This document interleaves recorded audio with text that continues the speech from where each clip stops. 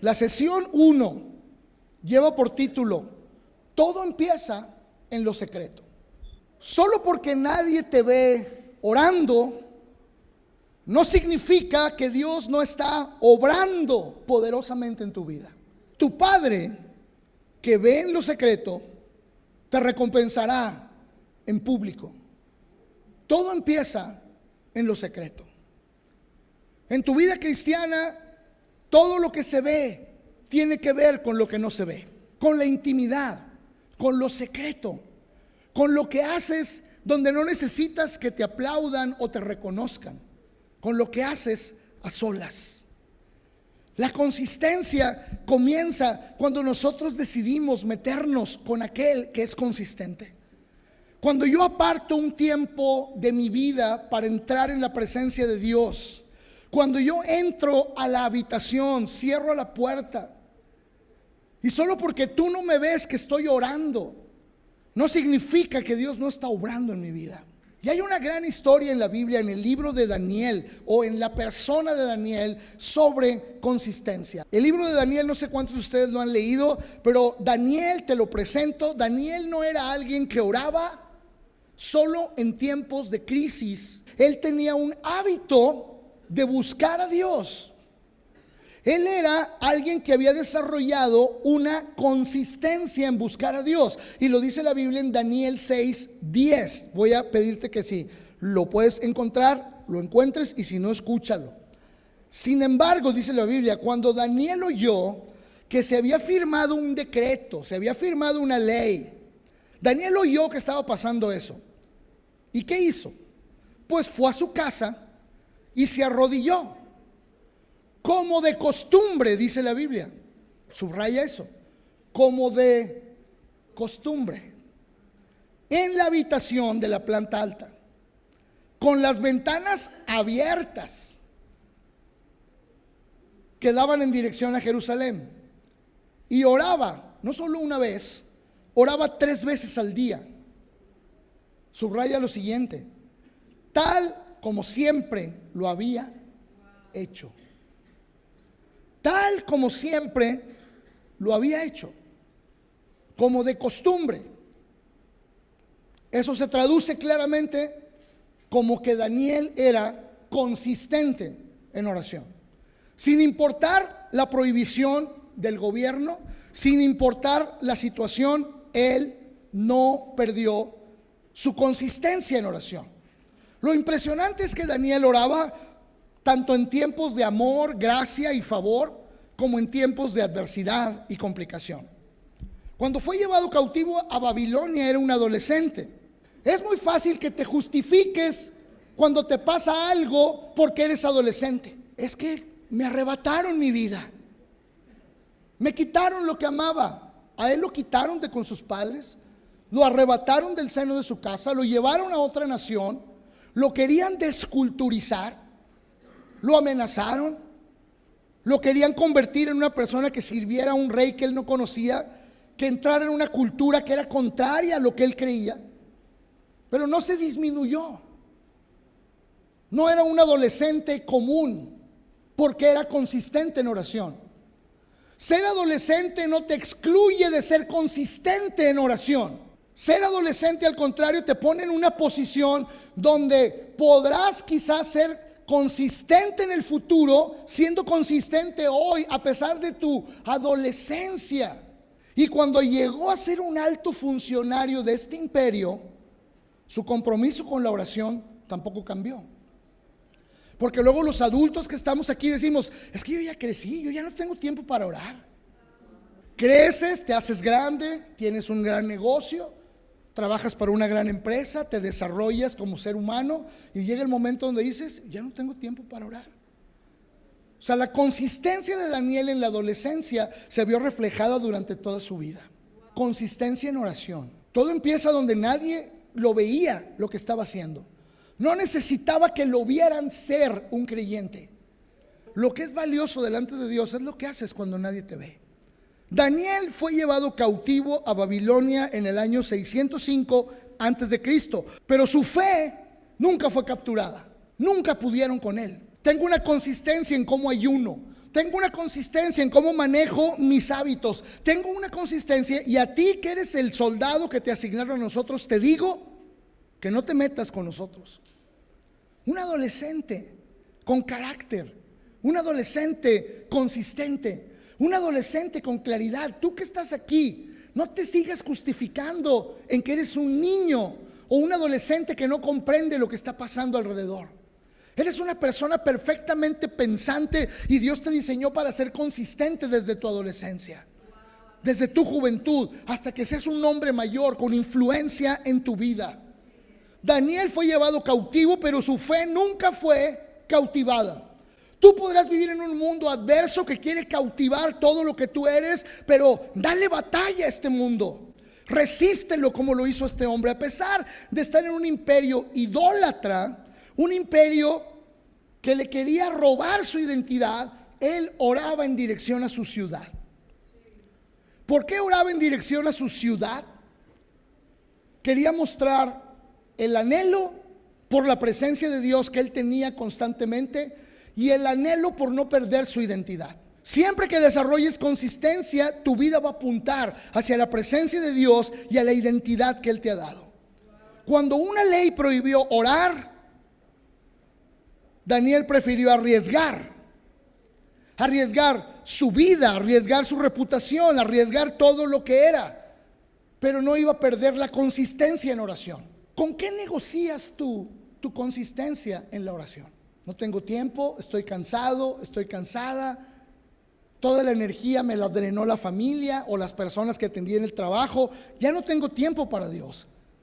Quiero ir a 3 puntos principales de esta sesión el día de hoy, y lo primero que quiero abordar es esto: la consistencia en lo secreto te prepara para hacer influencia en lo público. No va a suceder al revés. Daniel 6:3 dice: pero Daniel mismo era superior a los que estaban a su alrededor, a los sátrapas y gobernadores, porque había en él, así lo dice la Biblia, un espíritu superior. Había en él algo más grande que él. ¿Por qué Daniel era consistente? Porque había en él la presencia de Dios que era consistente. Daniel mismo era superior a los demás que estaban en el gobierno, porque había en él un espíritu superior, y el rey pensó en ponerlo sobre todo el reino. La consistencia de Daniel a lo largo de su estancia en Babilonia, a pesar de que fue confrontada, a pesar de que tuvo batallas, a pesar de que se arriesgó, tuvo fruto. Porque la consistencia en lo secreto te prepara para hacer influencia en lo público. Muchos de nosotros no estamos siendo la influencia que deberíamos de ser como cristianos. ¿Por qué no somos influyentes en los demás para traer la bendición de Dios a sus vidas? ¿Por qué necesitamos métodos de evangelismo? Porque nuestra vida ha dejado de ser influyente y suficiente para transmitir el mensaje de Jesús. La consistencia en lo secreto te prepara para hacer influencia en lo público. ¿Cómo llegó Daniel a ser superior a los gobernantes de esa cultura contraria? Porque la consistencia en orar, la consistencia en buscar la presencia de Dios lo capacitó. Se notaba en él que había un espíritu superior. Es decir, se notaba en él la presencia de Dios. Fue suficiente para influir en su época. Y fue tan consistente donde nadie lo veía, que en lo público Dios coronó su consistencia, convirtiéndolo en una persona de influencia poderosa en su momento. Daniel no buscó la promoción. Su consistencia en la presencia de Dios lo llevó a 3 cosas: sabiduría, favor y excelencia. Por eso cuando lo veían simplemente decían: este es mejor que los demás. Este es mejor que los demás. No porque él se está promocionando, no porque él quiere llegar a la posición, no porque él sea de los nuestros. Parece alguien que no cree lo que nosotros creemos, pero su consistencia nos da seguridad de poner el reino en sus manos. Solo lo que haces en lo privado será lo que Dios use en público. Sí, eso es lo que dice Jesús, no lo digo yo. Tu Padre que te ve en lo secreto te recompensará en público.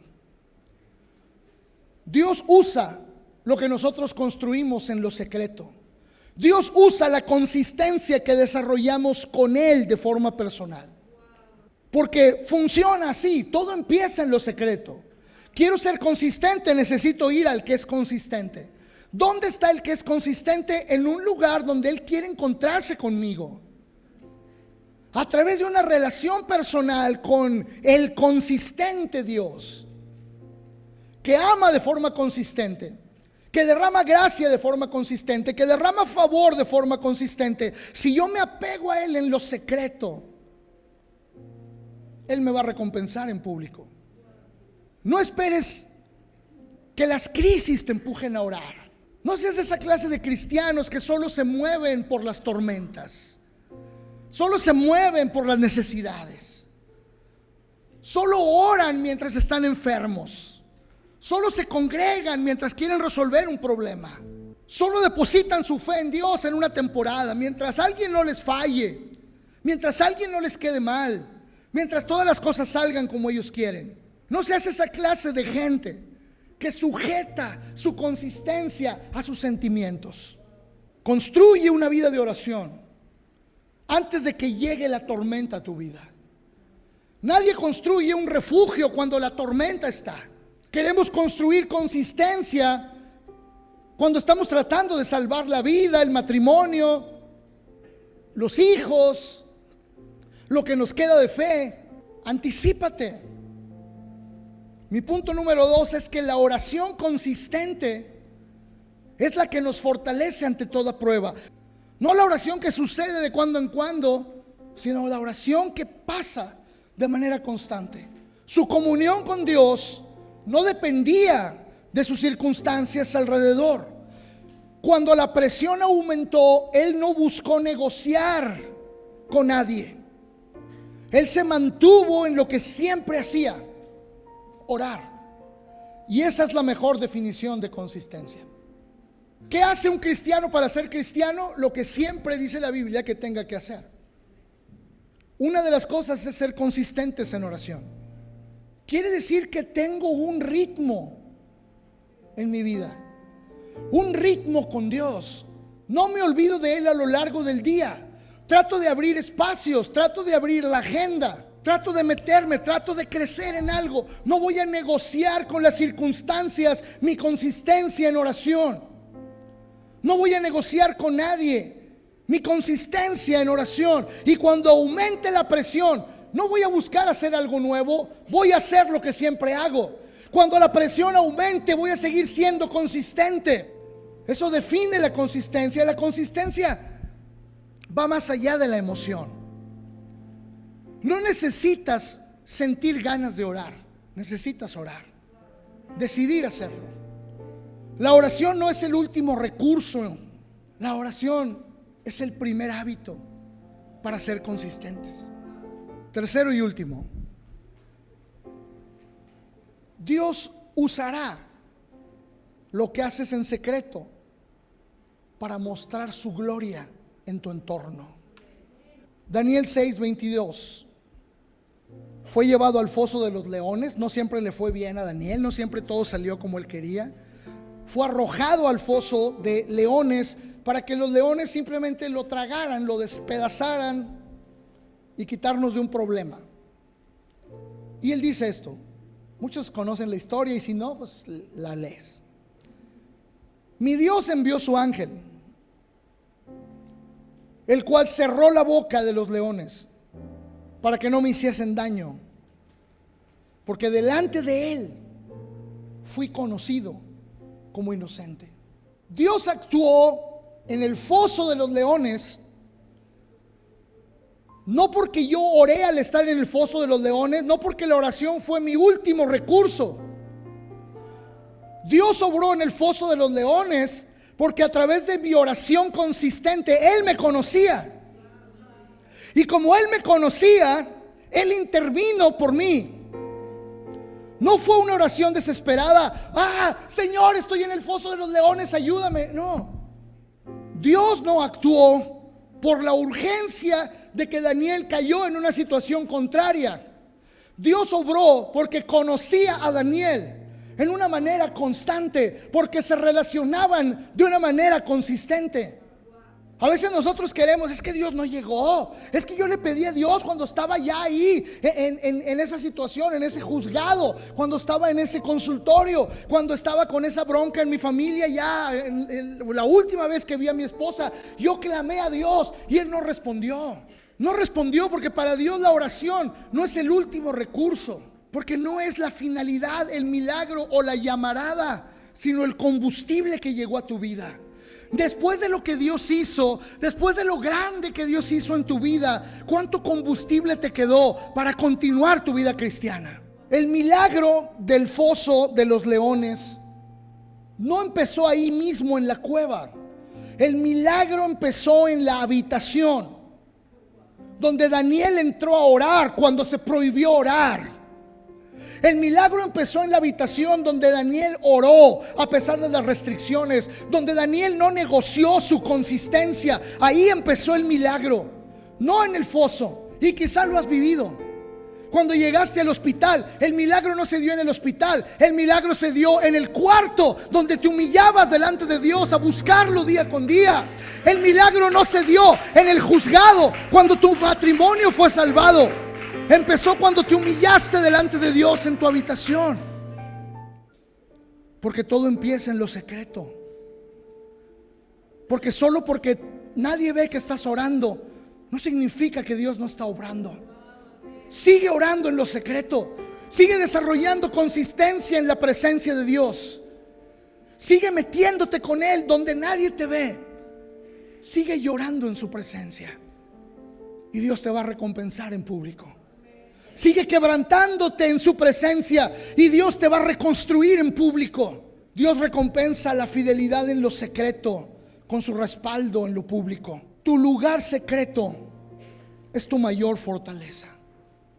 Cuando oras en lo secreto, Dios siempre te respaldará en la batalla pública.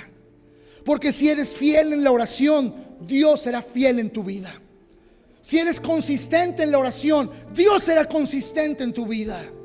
La clave no está en lo que decimos en público.